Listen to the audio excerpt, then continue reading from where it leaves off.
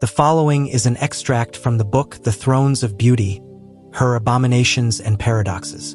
The Realities of Beauty in a Becoming World, The Wisdom of Navigating Beauty by Joseph Kahuho Gatoto.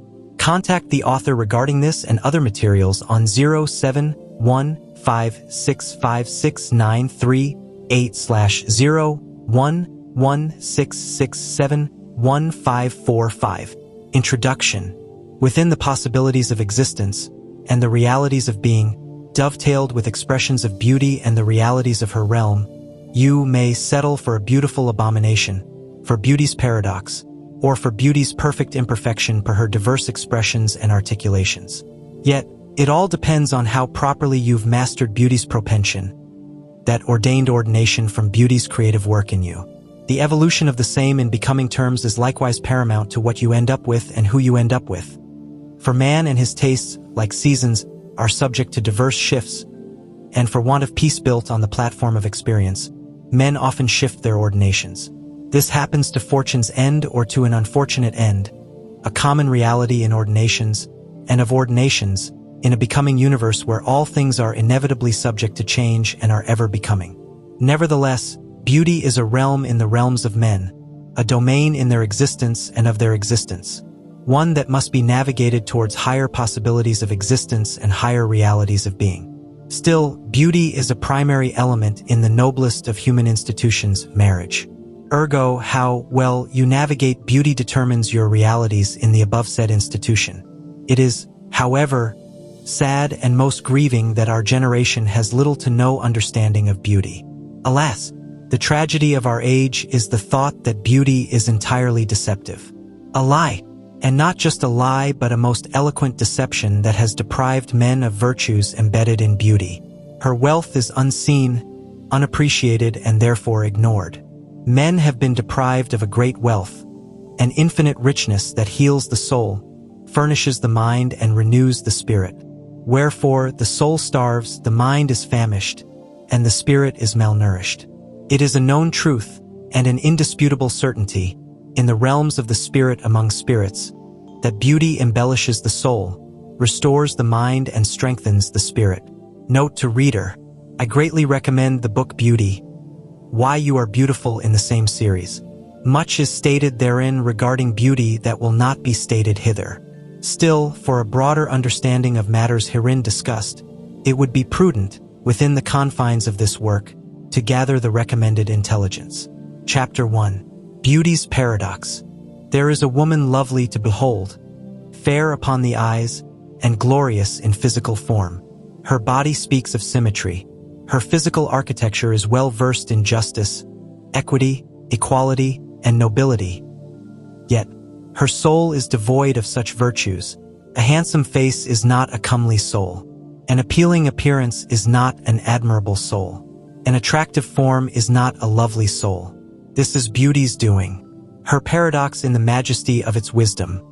Wisdom's work through beauty's works and wisdom's work in beauty. Beauty is wisdom's pen, a tool with which she writes her virtues and gives them embodiment, a physicality, a texture measurable in weight, size, number, and space.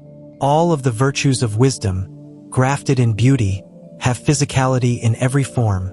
Justice is measurable. Mercy is weighable. Equality is gaugeable. Equity is calculable. Harmony is addable and balance is summable.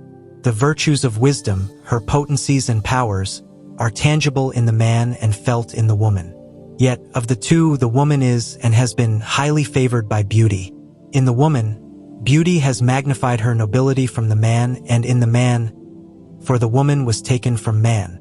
Literally speaking, the woman is beauty's nobility amplified, her virtues multiplied, and her tangibility glorified.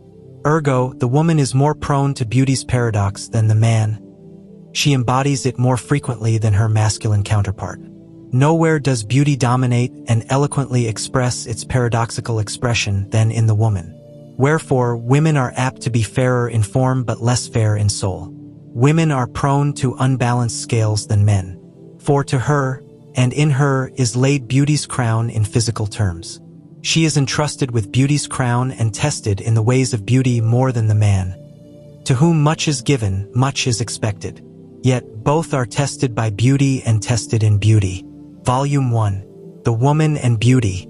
Consequently, in becoming terms, the woman is inclined to physical things more than the man. Beauty's propension, within the woman and in the woman, is most inclined to the material, having received a greater material wealth of beauty compared to the man. Ergo, the woman is easily overtaken by material wealth and physical aggrandizement. Why, you ask? Beauty is an authority within the domains of wisdom. It is a counselor in the council of wisdom. The same is a steward of her domains of wealth, spiritual and earthly. And as a ruler within the domains of beauty, she is entitled to the wealth of wisdom and wealth in wisdom. For in its authority, her superior wisdom has clothed her with elements of her government and the virtues of her potency and power, which subdue and command wealth in spiritual and physical terms. Though, as previously stated, the woman is most inclined to material wealth, her mental architecture is a physical expanding and expanding system, while the man is an awakening and activating system. This doesn't, however, mean that the woman is through and through materialistic, rather that she has a greater connection to the physical realm and its realities compared to the man by divine design. Now, these and other matters therein involved are dealt with in the mystery of the male and female, and in the book The Woman and the Elemental Kingdoms. I shall, therefore, go no further in the matter to avoid redundancy. Onward, when it is said, I have given you power to make wealth. It is meant that Abraham was given dominion over the elements, powers, and potencies of wisdom, the craftsman of beauty and the abilities of wisdom that enable and empower the mind to operate in wealth within its various aspects of its manifestations in the life of man from the elemental kingdoms. Material possession is elemental in nature, physical wealth is in the elemental kingdoms. More on this in the book Woman and the Elemental Kingdoms may change later. These virtues and powers were given to Abraham, that is, were made subject to him. Verily, when the virtues and powers of beauty are subject to a man, beauty uncovers her glory and rewards the same with the treasures of her domains, physical and material wealth. This is done through either of the following types of wealth. O created wealth come acquired wealth. The work of your hands becomes blessed and operate in the cosmic principle of increase and multiplication in the orbit of other universal laws such as balanced interchange, the cosmic law of karma come justice, the universal principle of attraction among others. O given wealth come delivered wealth. To him who has more will be given. A working of the aforesaid universal laws dovetailed with the cosmic principle of attraction and other realities of existence such as faithfulness, generosity, kindness, etc. Now, within the above said, and in the orbit of matters regarding the same that have been discussed in creativity, the proto-impetus of consciousness and love, beauty, why you are beautiful, and the mystery of the man and woman, beauty is naturally drawn to wealth, power, authority, and fame. These are hers rightfully, legally, and naturally. Yet, not every woman is a channel and gateway of wealth. Not every beautiful lady, who may possess fame, authority, and power, is a channel of wealth. Some are systems of ruin. This is by universal law within a dichotomous and becoming world, a fallen world with negative and positive destinies. Volume 1.1. Beauty and Spiritual Warfare. How is it that one is able to have power without wealth?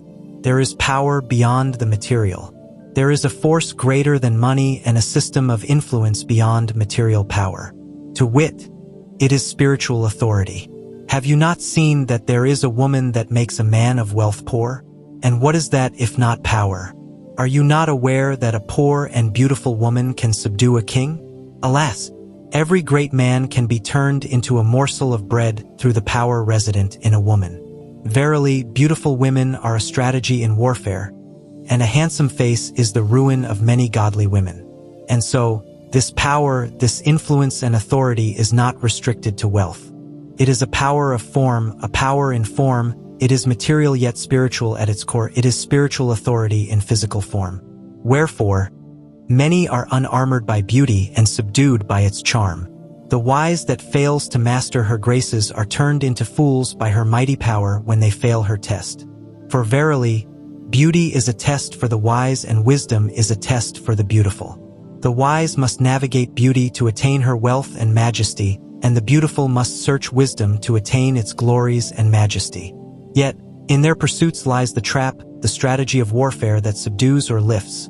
For therein lies the negative stream and the positive stream of reality, the kingdom of light and the kingdom of darkness. Both alike use beauty and utilize wisdom to achieve their end. In wisdom's ordinations to the beautiful and in beauty's consecration to the wise. This has been done by beauty in its wisdom and by wisdom in its beauty. Ergo, there is an interplay and interconnectivity of beauty and wisdom, an interdependent and interwoven system of function and manifestation. Each manifest in the other and the other in the one. In one instance beauty is wisdom's lord, and in another wisdom is beauty's lord, the first and the last and first universal principle. Wherefore, beauty in the corrupt system of existence, the negative universal creative stream, uses dark wisdom to achieve its goal and dark wisdom uses beauty to achieve its end. The same applies in the positive universal creative stream. Wisdom uses beauty and wisdom serves beauty to attain its end. Included in the same is the reality of beauty as a weapon of light against darkness and vice versa. Consequently, there is a beauty that builds towards life and a wisdom that establishes in death. A wisdom that establishes one in life and a beauty that builds towards death. Beautiful Abominations work death. Volume 1.1.1. Beautiful Abominations. It is an abomination for a beautiful woman to lack a balanced soul. And this, though rather unfortunate, is a reality in the paradox of beauty, a high possibility and actuality of the same within the negative universal creative stream. Ergo, there are women and men fair in body but deplorable in character. As it is written, the angel of darkness masquerades as the angel of light.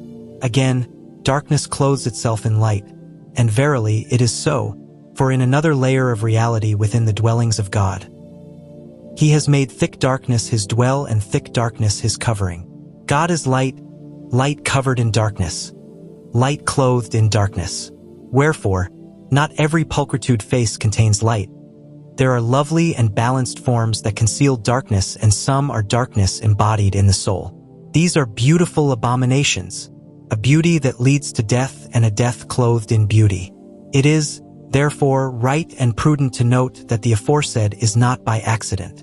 On the contrary, it is a trap set by beauty and a net plotted by wisdom, that the wicked may meet their death and the foolish may meet their demise in the extremes of their folly and in the potencies of their wickedness. It is, ergo, imperative to note in the councils and courts of wisdom, where beauty sits as a judge and as part of the jury, within the universal judicial systems, fairness is used as a means of judgment and as a force of justice. There is a beauty that carries judgments of death to a man and a beauty that is punishment to a woman. Volume 1.1.1.2. Beauty, a punishment and a judgment of death. All matters of life and living are discussed in the universal judicial systems by spirits that serve as governments and governors of the cosmos and in the cosmos. Their matters from words, imaginations, thoughts, and choices are weighed in the universal scales of justice within every context of human existence. Relationships of all kinds, family, friendships, workmates, lovers, boyfriend and girlfriend, in human terms, husband and wife and interpersonal relationships, the fulfillment of duties and etc. are weighed and judged within the orbit of the universal principles, the cosmic constitution, so to speak, that is God in motion and is God in manifestation as the universal upholding and sustaining network system, UUSNS. Nothing is outside the cosmic scales of justice. Everything relating to consciousness is measurable and everything of the mind is weighed and appropriately considered as a creative power unit. Herein beauty and its elements are involved, its silent voices. Now, from the same reality, and in the same order of existence, how one relates to another is a primary factor in the administration of justice. Still, how one relates to themselves in the same order matters in the context of the topic of this volume. Wherefore, on account of beauty and how men relate to it, and have related to it in time past and in the present time, judgments of all kinds fall on their heads, to wit, O pride on account of beauty. O looking down on others on account of beauty. O using beauty to manipulate others and gain favors and opportunities, e.g. jobs, money, etc. O manipulating the beautiful to offer favors and opportunities to the beautiful, e.g. jobs and etc. Because of the aforesaid, many have been judged by beauty in the wisdom of its counsel and by wisdom in the beauty of its counsel. An example. There is a woman that I am familiar with. She is lovely and most graced with physical beauty. And on account of the same, She thought herself worthy of a lifestyle of grandeur and physical splendor. After all, she possesses physical splendor, and it would be unbecoming of her to settle for anything else. By reason of the same thought, which emerges from the natural accesses of beauty, the woman has lived a prodigal life characterized by multiple sexual partners, a lifestyle beyond her means, physical abuse, and many troubles from the male gender. While one may state that the said are consequences of her value system, which is a truth of reality in a dimension of existence, a higher truth lingers because of her thought line and subsequent actions and consequences. Namely, the judgments of beauty in its wisdom and of wisdom in its beauty. For her thought emerges from an exaltation of money and physical grandeur beyond the virtues she possesses in form, justice, fairness, balance, harmony, equity, equality, and mercy. When one prioritizes the accompaniments of beauty above her attributes, she betrays beauty and subjects themselves to her judgments. Ergo, her perils were not merely a consequence of her thoughts but an outcome of judgments in the universal judicial systems for the salvation of her soul and the education of her mind per the lecturers of beauty in the beauty accorded her, which hitherto she has not learned nor heard. Consequently, unless mercy interjects, in the absolute sense or through justice, her troubles will persist to her own detriment. The same may be lifted if she serves her sentence and the term attached to it with the conditions fixed upon the same. For, occasionally, a judgment is attached to a lesson as a condition of mercy in absolute terms or through justice. In the first instance, the judgment is lifted the moment the individual embodies the lesson, becomes the lesson, and in other terms, the judgment is reduced when the individual becomes the lesson, learns it, and embodies the same. It depends on various factors within the mental standing of the individual, the actions and their impact on others, the degree of damage, and etc. The judgments may include but not be limited to delayed marriages, heartache, sorrow, and among others within the context of relationships, until the lesson is learned or otherwise. Within the same, the following paths of judgment may be followed. O a handsome and rich man devoid of character, the universal law of attraction. You attract who you are.